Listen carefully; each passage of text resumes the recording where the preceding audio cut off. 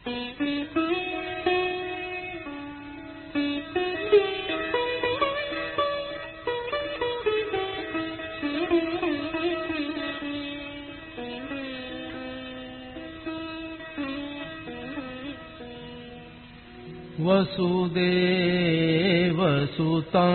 देवं कंसचाणूरमर्दनम्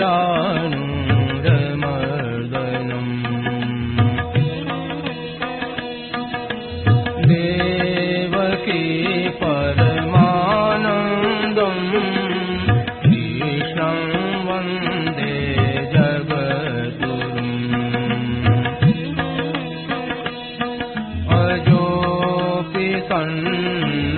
सन्नव्ययात्मा भूतानामीश्वरोऽपि सन् प्रकृतिं स्वामधिष्ठाय सम्भवाम्यात्ममायया यदा यदा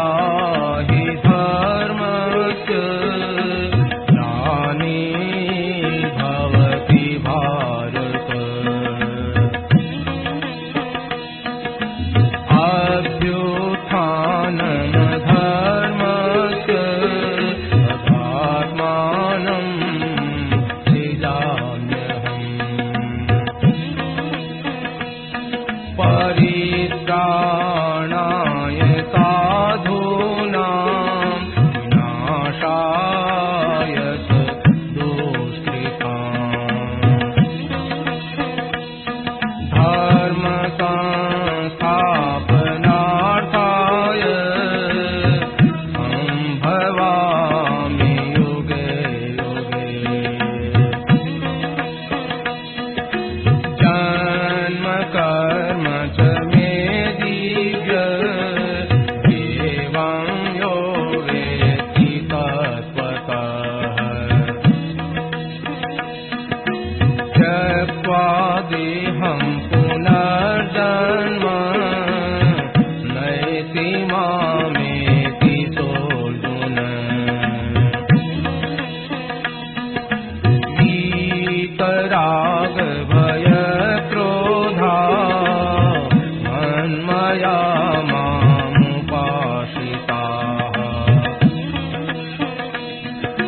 बहवो ज्ञानतपसा भूता मद्भावमागताः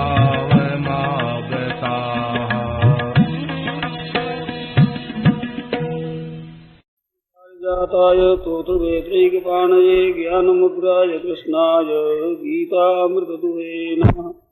वसुदेवसुतं देवं कंसचाणूरमर्दनं देवकी परमानन्दं कृष्णं वन्दे जगद्गुरुम् वंशी विभूषितकरान्नवनीरदाभात् पीताम्बरादरुणबिम्बफलाधरोष्ठात् पूर्णेन्दुसुन्दरमुखादरविन्दनेत्रात् कृष्णात् परं किमपि तत्त्वमहं न जाने। हरि ओम नमो परमात्मने नमः श्री गोविंदाय नमो नमः। श्री गुरुचरणकमले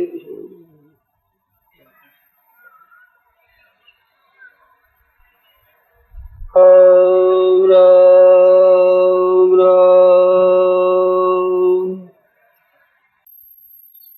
कहते इधर तो मालिक बनना ठीक नहीं, इधर क्या तो ये अरे मालिक बनना तो तुम्हारा नारी दास हो जाते हो, तो नारी के गुलाम बनने के निषेध किया है। नारी दास है जो निंदा की, उसका पालन करो, रक्षा करो, सेवा करो, सुख पहुंचाओ। कि सेवा करेंगे मालिक होगी नहीं, स्त्री स्त्री मालिक है ही। मालिक स्त्री कहा है साहब मनु जी ने, यत्र नार्यस्तु पूज्यन्ते रमन्ते तत्र देवता। जहां स्त्रियों की पूजा होती है वहां देवता रमण करते हैं। कैसी दोहरी बात आप कहते हो, बिल्कुल एक एक जब पूजा करे तो वो देवता होगी, उनके हम दास बने तो हम गुलाम कैसे हुए?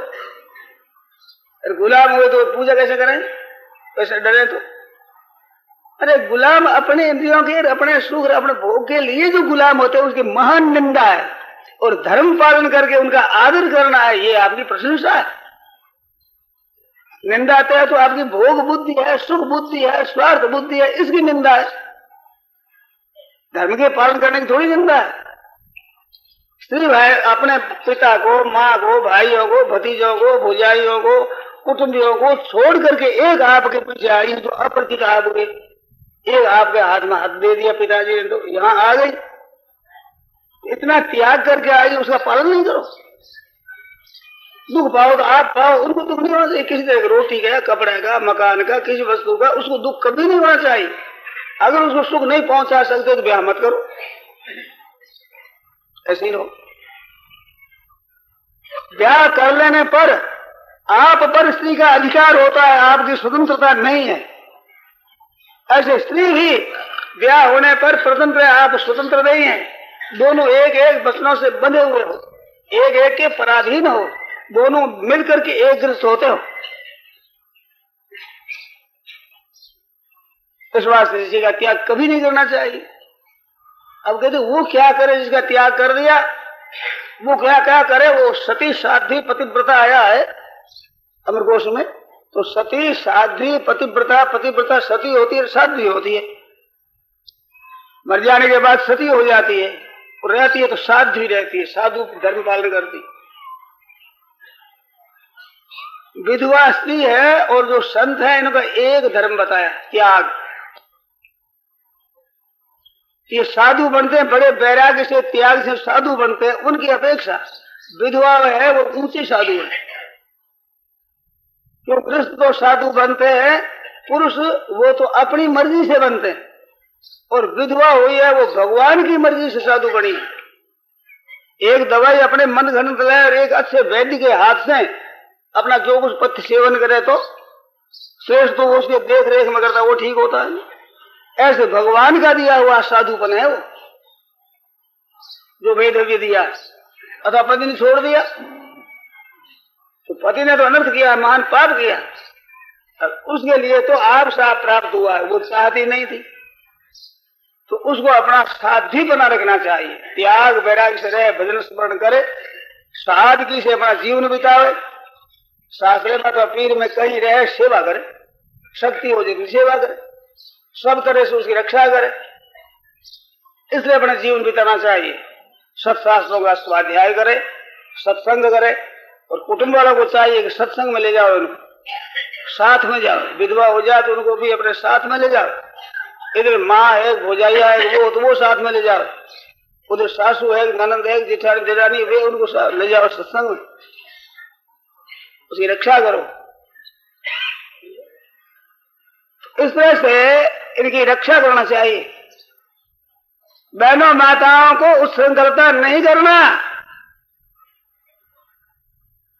देखो एक एक उच्छृंखलता देख करके एक एक करे तो काम बिगड़ता ही चला जाएगा। स्व स्व कर्मण्य विजता सर्व सिद्धि लभते नरा। अपने अपने कर्तव्य का पालन करना है, दूसरा करता है कि नहीं करता ये देखना नहीं है, क्योंकि हमारे कर्तव्य का ही जो हिसाब होगा अंत में। हमने कैसा किया, तुम्हारे साथ किसने क्या किया है, उसकी जिम्मेवारी आपके साथ, आपके ऊपर नहीं, करने वाले पर है। अपना कर्तव्य ठीक पालन करना है, फिर आप निर्दोष है बिल्कुल कहीं रहे। और स्वयं दोष करते हो तो फिर भोगना पड़ेगा भाई। साथी आपका कितना भी निर्दोष हो जाए, आपने अपने कर्तव्य का पालन नहीं करना है तो पाप लगेगा। एक बात और विचित्र है, वो ये है कि स्त्री अगर पाप करती है, स्त्री को पाती है तो उसका दंड पुरुष को होगा, और पुरुष पाप करेगा तो स्त्री को पाप नहीं लगेगा।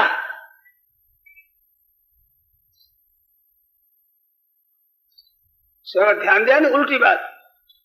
आपको बेकायदे की बात, बेकायदे नहीं कायदे की बात। स्त्री अगर दोष करती है, पाप करती है, ठीक नहीं रहती है, तो उसका दोष स्त्री पर नहीं है, पहले तो घर वालों पर है, माँ बाप पर है, पीछे सास ससुर और पति पर है खास जिम्मेवारी। लोगों में भी देखने में आती है महाराज, शास्त्रों की बात नहीं, आपके हिंदू समाज में देखने में बात यह आती है।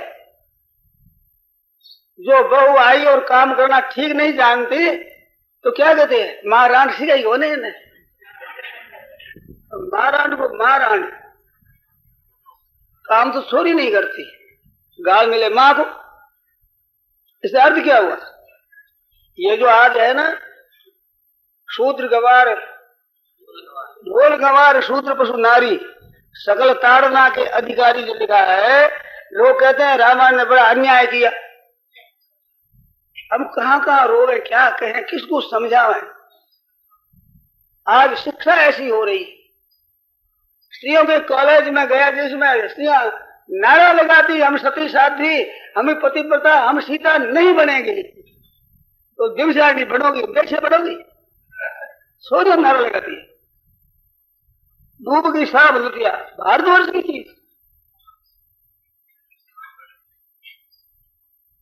नहीं लिखा ऐसा। ये सब ताड़ना के अधिकारी, ताड़ना की बात लिखी है। अरे ताड़ना का अधिकार सुनाने अधिकारी क्या मतलब होता है? अरे ताड़ना ना मारने का है, कहां है मारने का? ढोल को मारे तो भूल जाएगा, गमार को मार दे तो बेचारे मर जाएगा। शूद्र को मार देना, कत्ल ही कर देना, शूद्र को देना नहीं देना।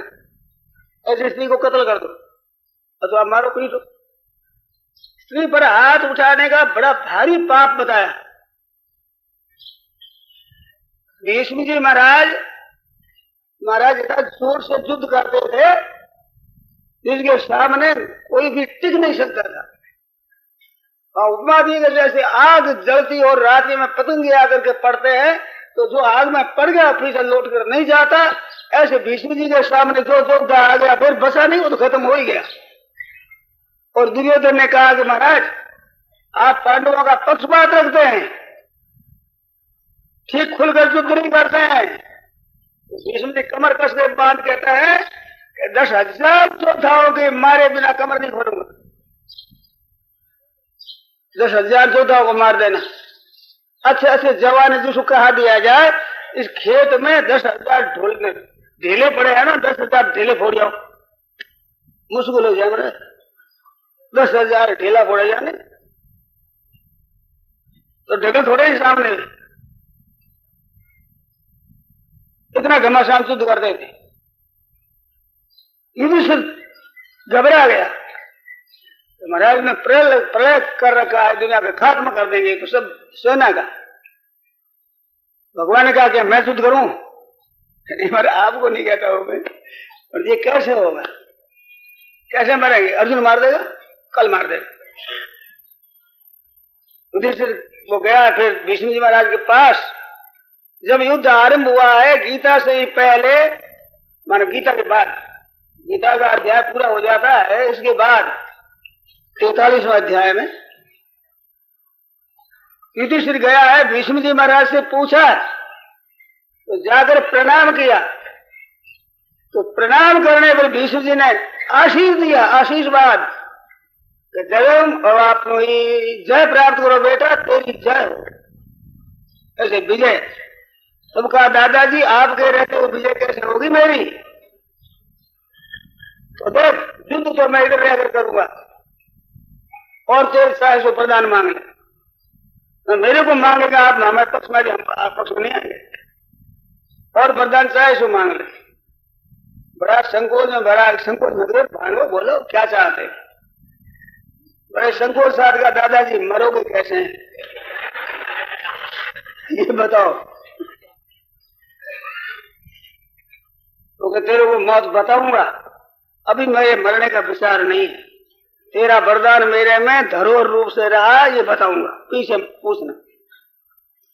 वो धरोहर रूप से पड़ा था, अभी मरने का विचार नहीं है मेरा। इच्छा मृत्यु थे भी समझे, जब चाहे तब मरे, नहीं तो नहीं मरे। ये पिताजी की सेवा की, जो पिताजी ने खुश होकर वरदान दिया कि बेटा तुम इच्छा मृत्यु रहोगे, जब चाहो तब मरो, नहीं तो नहीं मार सकती मौत भी। तो ऐसे हुआ फिर जाकर के युधिष्ठिर महाराज ने पूछा कि महाराज वो दादाजी हमारा वरदान कब दोगे? वो मरने की क्या युक्ति है, कौन से तरीके से मरोगे आप? तो कहा कि मेरे सामने शिखंडी आ जाए, शिखंडी द्रौपदी का पुत्र जो यज्ञ से हुआ था, याद उपराज ने करा था यज्ञ कौरव पांडवों का नाश करने के लिए, खास करके भीष्म का वध करने के लिए शिखंडी पैदा हुआ था। भगवान शंकर की तपस्या की कुछ हो गए प्रसन्न के महाराज क्यों कि संतान जाएगी, लड़की होगी। कि महाराज मैं तो लड़का चाहता हूं। संतान का संतान लड़की दोनों होते, मैं लड़का चाहता हूं, वो लड़की लड़का हो जाएगा। भगवान शंकर के वो एक छोरी बैठी थी, वो मर गई थी, वहां दे दिया तो वो शिखंडी जन्मा। तो उसकी कन्या जन्मी हो, राजा ने कह दिया हमारे बेटा हुआ है, प्रसिद्धि होती सब जगह कि हमारे लड़का हुआ, बड़ा उत्सव मना दिया। हरदम पोशाक पहनाए रखते, बड़ा हो गया। दशारण देश की हिरण्यवर्मा की कन्या थी, उसके साथ ब्याह भी कर दिया। छोरी का छोरी के साथ ब्याह कर दिया, छोरा है हमारा। छोरी आई ससुराल, पता लगा, इसी जाकर मां से कहा कि मां मेरा तो ब्याह छोरी के साथ कर दिया। उसने अपने पति से कहा कि छोरी को डुबो दिया था आपने, क्या हुआ कि छोरी के साथ ब्याह कर दिया। उसने चढ़ाई कर दी द्रौपदी पर। क्या बात है, आप चढ़ाई कैसे कर दी? हमारा द्रुपद घबराया तो भगवान शंकर की उपासना करने लगा कि महाराज आप तो आ गई, मैं तो आपके वरदान के काम से कर दिया मैंने। तो कितना संदेह रहित बात है, प्रत्यक्ष में कन्या और शंकर भगवान ने कहा है कि वो लड़का हो जाएगा, तो लड़की के साथ शादी भी कर दी, इतना पक्का विश्वास। अब इधर से ये बात हुई, उधर उसने देखा शिखंडी ने कि हमारे लिए आफत आ गई। वो वेश बदल के भागा, जो फौज भी तो बाद जंगल में जाता था, वहां थोड़ा कभी यक्ष मिला। उसने कहा क्यों जाता है कि ये दशा है कि ले मेरा पुरुषत्व तेरे को देता, ये तू पुरुष बढ़ जाए मैं स्त्री बढ़ जाऊं। यक्षों में विद्या होती है, दे दिया, पुरुष बन गया। कहते तेरा काम हो जाए तो लौटा देना कि ठीक है। जाकर पिताजी के सामने कहा मैं तो पुरुष हूं। तब वो ने कहा तुमने चढ़ाई कैसे कर दी हमारे पर? कहते हमारी छोरी का छोरी के साथ ब्याह कर दिया, धोखा दे दिया। तो महाराज छोरी का छोरी के साथ ब्याह करता, आपको धोखा, मेरे धोखा नहीं हुआ? फर्क क्या है बताओ? आपकी छोरी मेरी छोरी, तो आपके आनंद अनर्थ, वो मेरे लिए मेरे लिए, आपके बरोबर मेरे पर चढ़ाई करी। कहते हैं धोखा दे दिया। धोखे से दे दिया? मैं छोरी के साथ ब्याह, जो आपको भूल में होने पर भी इतना पश्चाताप विचार हो रहा है, मैं जानकर ऐसा अन्याय करूंगा? तो क्या बात है कि छोरा है मेरा? खोजों को भेजा सा, देखा है छोरा है, तो बड़ा लज्जित होकर क्षमा मांगकर पीछा गया। एक छोरी के कहने से, राम जी कहते छोरी के कहने से तय कर दिया, हमारी बेइज्जती हुई, ये मिट गया काम। इधर तो उधर महाराज कुबेर आया, अरे सुनागण का आया नहीं यहाँ पर कि महाराज वो छिपा बैठा स्त्री बना हुआ, जा तू स्त्री रहेगा, सब दे दिया। युधिष्ठिर ने जाकर कहा लो भैया तुम्हारा पुरुषत्व ले लो, हमारा काम हो गया। तो अब पुरुषत्व मेरे को, मतलब स्त्री रहेंगे। वो शिखंडी था, पूर्व जन्म में काशीराजी कन्या थी, इस जन्म में कन्या ही जन्मा, अब पुरुष है। तो भीष्म जी कहते हैं कि मैं उसको स्त्री ही मानता हूं, पुरुष नहीं मानता। और स्त्री पर अच्छे पुरुष कभी आघात नहीं करते, उस पर कोई प्रहार नहीं करते। वो सामने आ जाएगा शिखंडी, तो मैं उसको मारूंगा नहीं। वो मेरे बाण मारे बेशक, मैं मारूंगा नहीं। एक बात याद रखना, शिखंडी के बाण से मरूंगा नहीं मैं। और मच्छर काटने से भी मरता थोड़ा ही है। बाण मारे ये अर्जुन, क्योंकि बाणा में बंदूक की तरह कोई बारूद से तो शक्ति नहीं है, शक्ति तो हाथों की होती है। नहीं, हाथों से जो लगाया जाता है बाण होता जोर से, तो अर्जुन की वो शक्ति थी। मैं तो बाण लगते हैं, महाराज दे दे पेट। अर्जुन से नहीं बाणा, ये बाण तो अर्जुन के हैं, नहीं बाणा शिखंडी ने, आधे बाण शिखंडी के हैं। ऐसे लगाए जोर से, जानते जा घाव लगता है, ये अर्जुन का बाण है। तो ऐसी अवस्था में भी स्त्री के ऊपर आघात नहीं, जो कि भीष्म जी को मारने के लिए पैदा हुआ है वो मारता है, परंतु ये पहले स्त्री था, अब स्त्री नहीं है, पुरुष है, परंतु पहले स्त्री होने का मैं स्त्री मानता हूं, आघात नहीं किया। भीष्म जी महाराज धर्म को जानने वाले थे, पालन करने वाले थे। यह तो पुरानी बात है।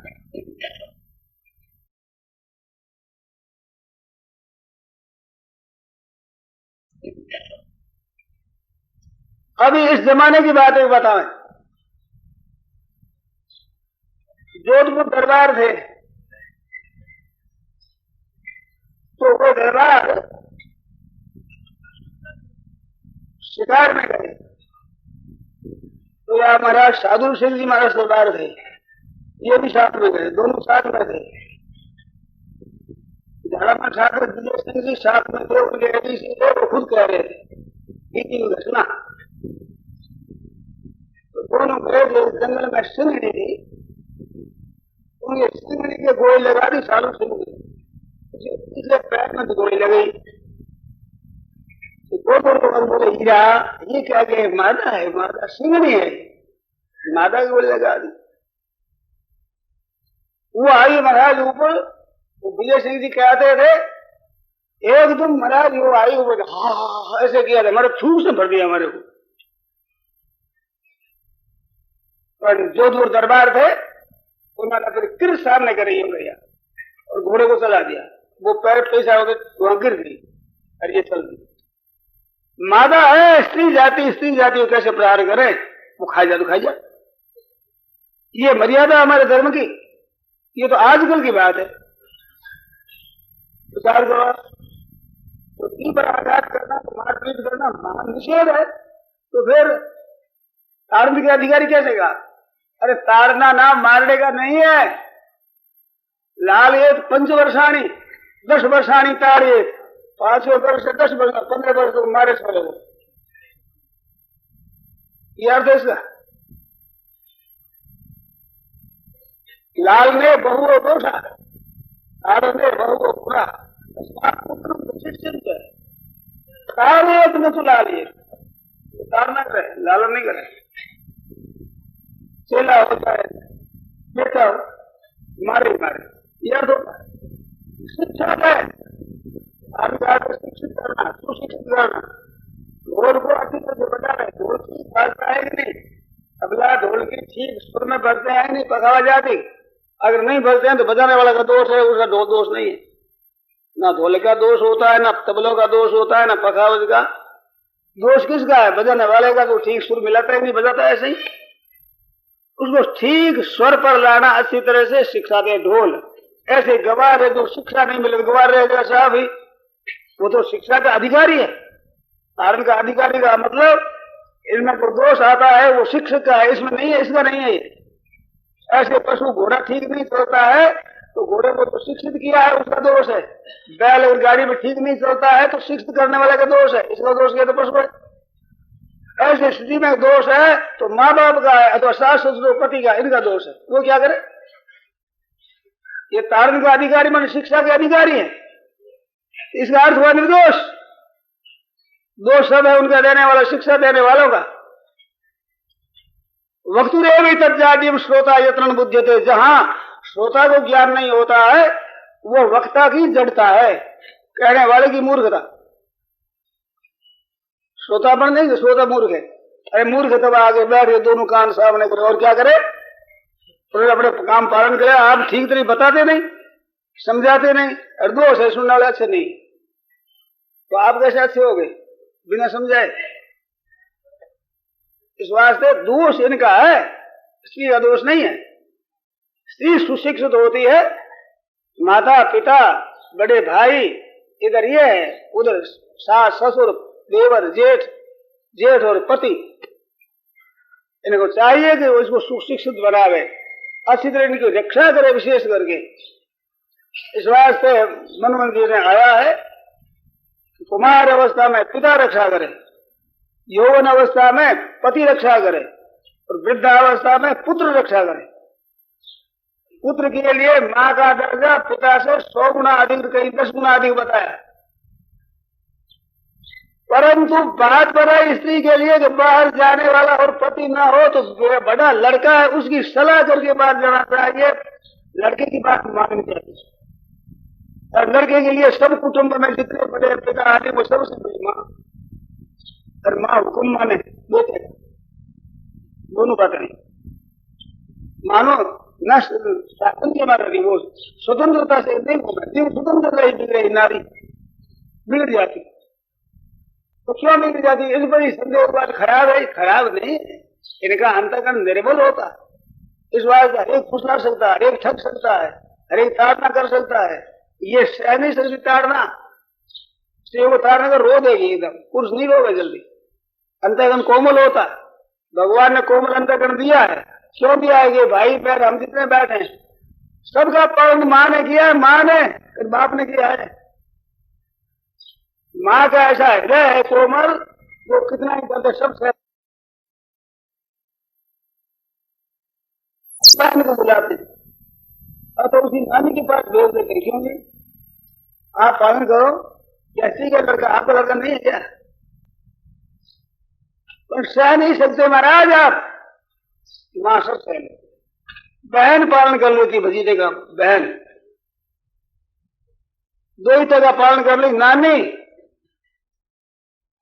आप बाप होते हुए पालन नहीं कर सकते। अब बच्चा है वो तो चाहे जैसे करता जाए, खेलता चाहे जो करे, माताएं सब सह लेती। आपका हमारा सबका वो सहा है माँ ने शिक्षा दी है।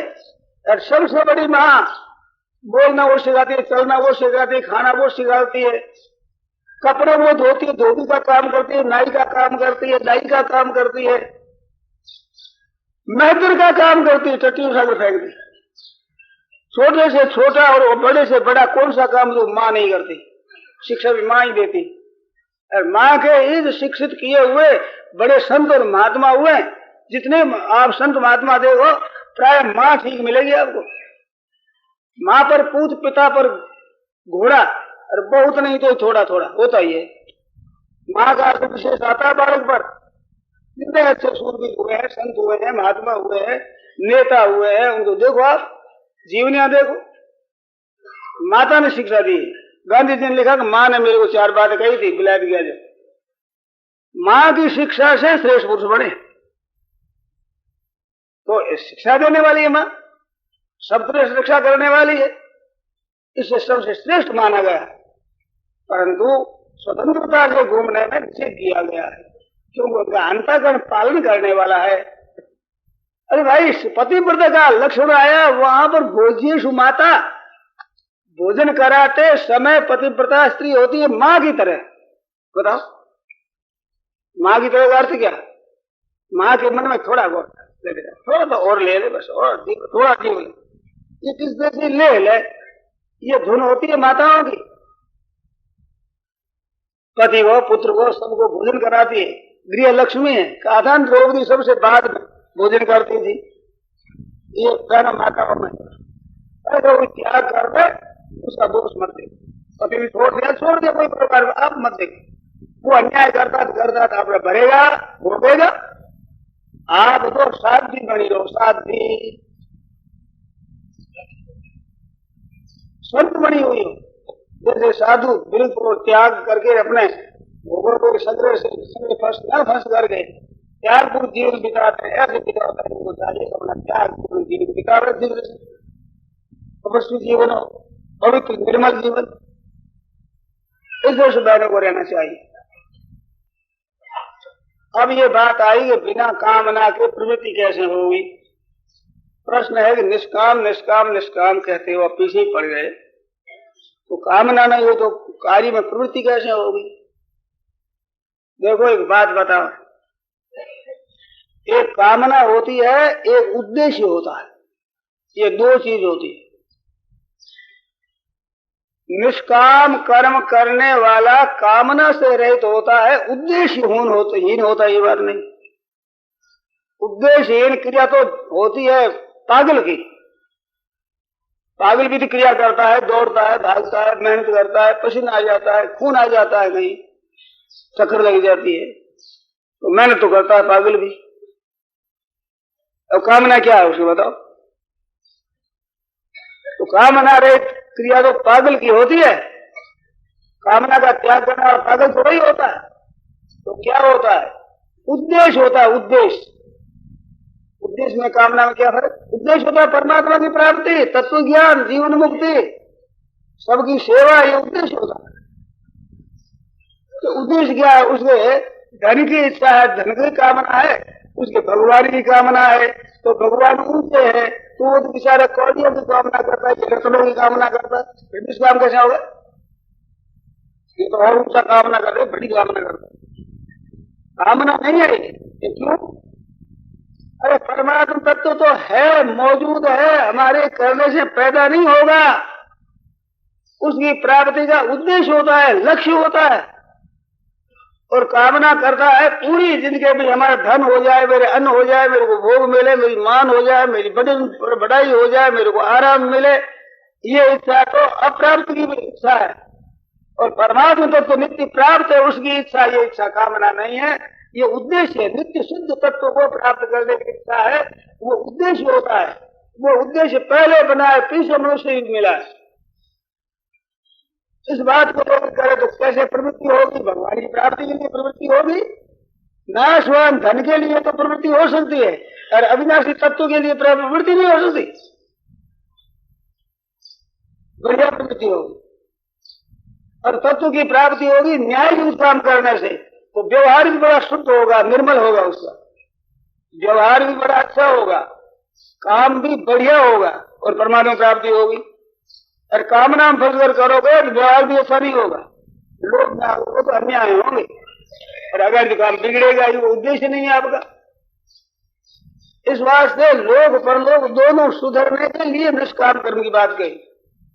तो कामना का त्याग किया जाए किस लिए? परमात्मा तत्व की प्राप्ति के लिए। नित्य निरंतर सुखी और आनंदित रहे और दुख कहीं नजीक ना आवे, ऐसी तत्व की प्राप्ति के लिए हम उद्योग करेंगे, कर्म करेंगे, छोटे से छोटा, बड़े से बड़ा, सब परमात्मा तत्व प्राप्ति के उद्देश्य। तो ये उद्देश्य होगा, ये कामना नहीं है। मैंने भैया कहा 3 तरह की बात कामना नहीं होती। परमात्मा की प्राप्ति के लिए करते हैं, उसके प्रेम के लिए करते हैं, वो कामना नहीं। अपने स्वरूप का बोध करने के लिए, अपना ज्ञान हो जाए अपने स्वरूप का, इसके लिए काम करते हैं, वो कामना नहीं। दुनिया ही हम सेवा करते हैं, सबको सुख कैसे पहुंचे, ऐसी इच्छा काम करते, वो कामना नहीं। क्यों? कि दुनिया की सेवा करने में कामना क्या? त्याग है, उसमें त्याग करना पड़े, परिश्रम करके, आराम का त्याग। और वस्तुएं दे करके और उनकी अभाव की पूर्ति की चेष्टा है तो वस्तु त्याग करते हैं, कामना का देते हैं हम। ऐसे परमात्मा तत्व की प्राप्ति हो जाए, जो हमारे परम पिता परमेश्वर है, उसको हम उससे हम मिले। अरे माँ की गोदी में जाते कामना है, हमारी माँ है, ऐसे हमारे प्रभु है, तो हमारे प्रभु के हमारे दर्शन हो, प्रभु के चरणों में हमारा प्रेम हो जाए। इस बात को लेकर जब ध्यान कीर्तन आप करो, वो निष्काम है, अपने लिए नहीं, प्रभु की प्रसन्नता के लिए। इसमें मुक्ति मेरी हो जाए इसके लिए नहीं, तो और उनका बचा होगा। तो अपना व्यक्तिगत स्वार्थ चाहना और विनाश हो गया, ऐसी वस्तु की चाहना कामना है। तो कामना के फल की सिद्धि होगी, फल उत्पन्न होने वाला होता है, उद्देश्य अनुत्पन्न तत्व होता है। अनुत्पन्न तत्व की प्राप्ति के लिए हम काम करते हैं, वो सकाम नहीं है, निष्काम है। वो अनुत्पन्न है ही, उसके विमुख होते हैं कामना के कारण से, वो त्याग से सम्मुख हो जाएगा तो मिल जाएगा, जो पहले से ही था अब भी है, रगड़ी रहेगा। इस बात की प्राप्ति होने पर कभी नाश नहीं होता, और कामना कभी अविनाशी नहीं होती। कामना तो विनाशी की होती, वो रहेगा नहीं, मिट जाएगा। तो इतने परिश्रम करके मेहनत कर प्राप्त किया, मिट जाएगा, हाथ गया लगा पूरा परिश्रम। गाड़ी का ट्रायल होता है, उम्र भर चलता है, एक कदम नहीं जाता, वही रहता है। ऐसे संसारिक कामना करके किए जाओ काम, और कामना पूरी होती है, मिलती जाए पे किए जाओ, गाड़ी के टायर की तरह चलते ही चले, कभी अंत आना है ही नहीं, वो कामना है। उद्देश्य है परमात्मा तत्व की प्राप्ति, तो उद्देश्य लेकर चलो, निहाल हो जाओगे, क्योंकि वो नित्य है, पहले भी आपके प्राप्त नहीं हो तो भी भगवान है, और साधन करते हो तो है, साधन सिद्धि बाद में भी है, वो है ही है, प्राप्त है ही, ना होगा ही नहीं। उसकी प्राप्ति के उद्देश्य से काम किया जाए, वो उद्देश्य की सिद्धि के लिए। तो प्रवृत्ति कैसे होगी? बढ़िया होगी प्रवृत्ति,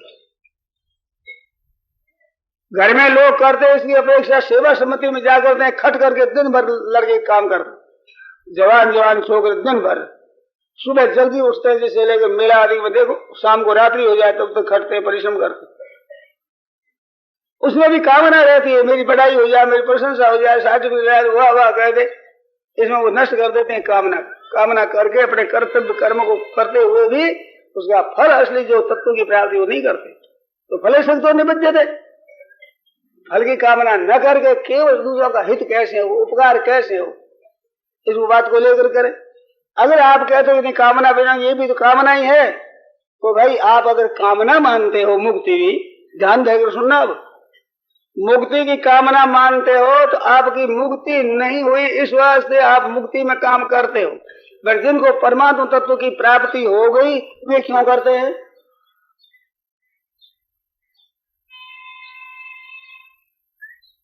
आप कहते हो हम तो अच्छे महात्माओं की, ऊंचे दर्जे के संतों की सेवा करेंगे, उनका संग करेंगे, तो आप वाले अटकल वे भी लगा हुए, ऊंचे दर्जे के साधक हुए तो हमें से ऊंचों की करेंगे, शुद्ध दर्जे हम भगवान ही करेंगे, तो हमारे से कौन बोलेगा? या सोचो, क्योंकि हमारे से ऊंचे होंगे चाहे वहां संग करेंगे में, तो हमारे जैसे आप जैसा कौन माथा पच्ची करेगा? फिर हमारे जैसे क्या होगी? परंतु वे संत महात्मा ऊंचे दर्जे उनसे लाभ लेते हैं और नीचे दर्जे वाले से संग करके बातें सुना लाभ और अधिक लेते हैं। इस तरह से अपने छोटों की सेवा करना ये मामूली बात नहीं है, बहुत बड़ी भारी बात है। माँ का दर्जा ऊंचा इसलिए है कि वो सेवा करती है, बालकों का पालन करती है, योगी बना देती है। इस बात गंदी पदार्थ हो जाता है अगर परमात्मा का भक्त हो जाए तो। संतों के बताना कर क्या धन दंडी ऐसा सुध जाया सोवन थाल बजाया। यह जननी धन्य है, जननी वाह माँ धन्य है जिसके ऐसा बेटा हुआ। गोद लिए हुलसी फिरे तुलसी सा सुत हो। तुलसीदास जी महाराज की माँ हुलसी कष्ट उठाया बेचारी ने, और तुलसी सा सुत हो ऐसा बेटा हो गया। महाराज तुलसीदास ने प्रकाश कर दिया, प्रकाश।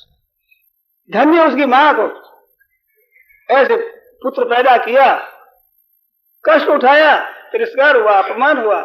जमघंट में पैदा हुए थे, खराब योग में, इसलिए पर महाराज का पालन किया। फिर वो भी मर गई, बाप मर गए, माँ मर गई, अकेले रह गए। पार्वती ने पालन किया। कितने उनसे दर्जे के महात्मा हुए। ये माताओं की गोदी में आए, जितने संत हुए महात्मा हुए थे वो सभी इन माताओं की गोदी से आए हैं। अभी जो अच्छे अच्छे पंडित है, महात्मा है, संत है, नेता है, मुख्य पुरुष है, कहां से आए बताओ? और आप हम कहां से आए? बहन हो जाए भाई, मां ने पालन किया है। मां ने अपना खुद का दूध पिला पिला, ऐसा है कोई? कमा करके आप धन दे देंगे, परंतु खुद का दूध पिला पिला कर बैठा, ऐसा मां ने किया। मां ने ऐसा त्याग कौन करता है? कितना कष्ट उठाया है, कितना तिरस्कार सहा है। मेरे कभी कभी मन में आती है, बच्चे कहीं रोते हैं तो भैया बाहर ले जाओ, यहाँ कैसे करते हो, बालक रो रहा है, हल्ला हो रहा है। मेरे विचार में आता है कि हम भी ऐसे ही थे, यूं ही रोते थे। माताओं ने कितना कष्ट सहा है, कितना अपमान सहा है, सभा में कितना तिरस्कार सहा है, हमारा पालन किया है। दुष्ट जो माँ की सेवा नहीं करते, वे स्त्रियां दुष्ट है जो अपनी सास की सेवा नहीं करती। पति के गर्भ में आ जाए हम सुहागन, ऐसा ये सुहागन रूपी फल किस वृक्ष का है? वो सासू है, उसकी सेवा करो। अभिमान करती हो हम सुहागन, ऐसा अच्छी बात है, बड़ी बढ़िया बात। पर सौभाग्य आया कहां से तुम्हारा? तो सौभाग्य की जननी है, मां है, सासू की सेवा करो। तो माता पिता की सेवा करो, सास ससुर की सेवा करो। उनसे हम संसार में आए हैं, रहते हैं, महाराज जीते हैं, शिक्षा पाए हैं, जो कुछ गुण आया है उनसे आया है, और उन ऐब हमने सीखा है। हमारी आश्रित से कामना से आया दोष। ऐसे बड़ों की कृपा से जो मिला उनकी सेवा करो, क्योंकि बिना कामना कैसे होगा? कामना नहीं है, कर्तव्य है, कर्तव्य सेवा करना। कामना तो पशु पक्षी करते हैं, स्वार्थ में एक गधा एक को खुजाता है तो वो भी खुजाता, वो बंद कर दे, वो बंद कर दे। ये कोई मनुष्यपन है? मनुष्यपन तो सेवा करे अपनी तरफ से, वो करे न करे। उमा संत की ये बढ़ाई, मंद कर जो करे भलाई, निष्पीड़ित तो भी मधुरम उद्वमती इक्षु दंडा, इक्षु दंड वो होता है ना, गाने में जाते तो मीठा ही मीठा निकले। ऐसा नहीं जितना तंग करता है जो कड़वा देते हैं, देखा मीठा ही पड़ा है उसमें। ऐसे अच्छे पुरुष होते हैं, दुख देने पर भी वो तो कल्याण ही करते, वो तो उद्धार ही करते। उनको वो सेवा करते उनका उद्धार, बैर करे उनका भी उद्धार, दुख दे उनका भी उद्धार। मना तू बिल्सन की मत ले, जो कोई वाको पत्थर चलावे तो वही को फल दे। काटने वाले से बैर न करे, सिंचत ना ही सने, मना रहे तुम बिल्सन की मत। ऐसा संतों के लक्षण होता है। तो दूसरों की सेवा करने के लिए मानव शरीर मिला है भाइयों बहनों। ये मनुष्य शरीर के लिए संसार नहीं बना है, मनुष्य शरीर के लिए पशु पक्षी नहीं बने हैं, इनकी सेवा करने के लिए मनुष्य बना है। आज खा जाते हैं पशुओं, ये तो मनुष्य के लिए बने ऐसा, ये भोग मनुष्यों के लिए बने ना ना।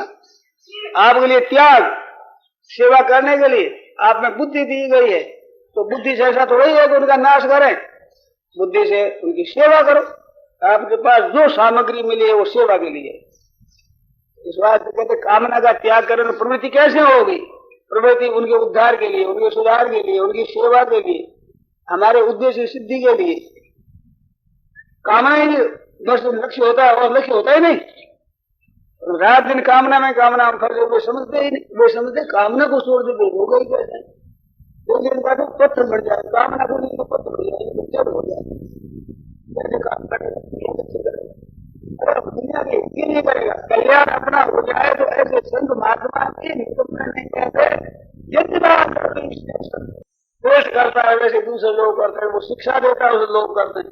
भगवान ने अपना उदाहरण दिया है, न मैं पार्थास्ति कर्तव्य त्रिशुलोके, त्रिलोकी में मेरे कोई कर्तव्य नहीं। और ऐसी अनुभव तो अप्राप्त वस्तु नहीं है जिसको मैं प्राप्त नहीं कर सकता। तो भरते उसे कर्मणि, तो मैं कर्म करता हूं। निरालस्य होकर, सावधान होकर, बड़ी सावधानी से सुलभ रूप से काम करता हूं। तो भाई बहनों को चाहिए काम करे अच्छी तरह से, अपने लिए नहीं, अपने स्वार्थ के लिए नहीं। दूसरों का हित कैसे हो, सबका कल्याण कैसे हो, सबका उद्धार कैसे हो। पर हित सरित धर्म नहीं भाई, पर पीड़ा समझी अधमाई। अरे स्वार्थ में आ जाते वो तो पीड़ा देगा दूसरे को, दूसरे का हक छीनेगा, तो को कष्ट देगा, मार कर खा जाएगा। स्वार्थी राक्षस होते, असुर होते, असुर खा जाते हैं दूसरे को। कोई धन खाता है, कोई माल खाता है, कोई स्वयं को खा जाता है, दूसरा का हक खा जाते हैं। राक्षस है, राक्षस है, असुर है, मनुष्य बना नहीं है। मनुष्य बना हमारे हक में तो आप में रह जाए, आपका हक नहीं लेंगे कभी नहीं, सोबरे में नहीं चाहना करते, और उनकी कमी नहीं रहती। और दूसरों चाहते रहते, उनकी कभी पूर्ति होती नहीं, सदा दरिद्री रहेंगे रहेंगे रहेंगे। तुम तृष्णा है कि नहीं मन में?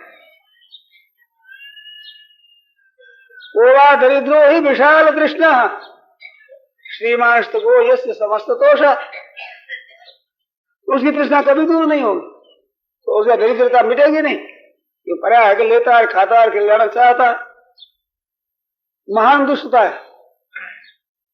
ये दुष्टता वो तो समझ में आता है, वो तो काम करता है इसलिए। अब निष्काम भाव से काम कैसे होंगे?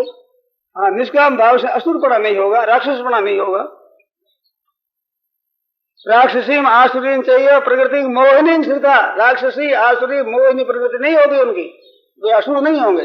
महात्मा सुमाम पार्वता देवी प्रकृति आश्रिता, वे देवी प्रकृति का आश्रय लेकर महात्मा पुरुष होते हैं, सबका हित करते हैं, कल्याण करते हैं, उद्धार करते हैं, भला करते हैं। इस वास्ते आपका जन्म आपका अवतार है, सबको हित, सबको सुख पहुंचाने के लिए, हित करने के लिए, सेवा करने के लिए आपका जन्म है। आप अगर स्वार्थी हो जाए, खा जाएंगे तो कलयुग में ऐसा भूत प्रजासन राजा होंगे, प्रजा को खा जाएंगे। ये कलयुग में बताया राजा प्रगति रंजनाथ। राजा होती है जो संसार का राजा, वो होता है जो अपनी प्रजा को सुख पहुंचाए, और दुख पहुंचाता है वो जैसे कि प्रजा दुख पाती है, सो नृप अवश्य नरक अधिकारी। जासु प्रजा प्रिय, जासु राज प्रिय प्रजा दुखारी, सो नृप अवश्य अधिकारी नरक अधिकारी।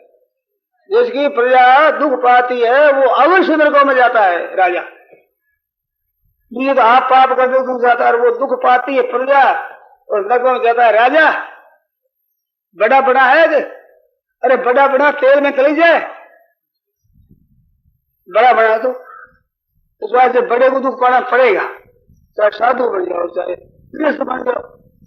बड़े बड़ा को आप डालेगा, आप बड़े में लाभ नहीं है, लाभ तो छोटा लेते हैं मौज से आनंद से। बढ़िया से बढ़िया घर में माल आवे तो पहले बच्चों को मिलता है, अरे आफत आवे तो बड़ों को मिलती। जाओ तो मौज, बच्चे तो मौज ही करते हैं, छोटे हैं ना। लोग हम बड़े बन जाओ, आप बड़ा बनो तो आप तेल मिलता रो खाना चले जो फायदा नहीं है। इसलिए स्त्री छोटे कैसे ऐसा, हम भी उसी ले आओ, तुम भी बड़ा बनो, आओ बड़ो चली जो। अरे मौज करो नहीं, आनंद करो, मर्द है ही नहीं। एक ही धर्म, एक ही व्रत, एक ही नियम आगे, एक ही सब में आगे तो धर्म 10 रहेगा, यम 10 रहेगा, नियम 5 करेगा, 10 रहेगा, 20 करेगा। 20 पालन करने से जो कल्याण होता है पुरुष का, वो एक पति पर कल्याण हो जाए। कल्याण इतना सस्ता है। ऋषि मुनि इकट्ठे हुए, कहा भाई कौन बड़ा है, पंचायत ही पड़ी, तरह तरह की बातें हुई। ऐसी कथाएं आती है, 2-3 कथा, 2 कथा कोई ऐसी आती। तो ये सब इकट्ठे होकर व्यास जी महाराज के पास पहुंचे। तो चलो भाई व्यास जी से पूछो।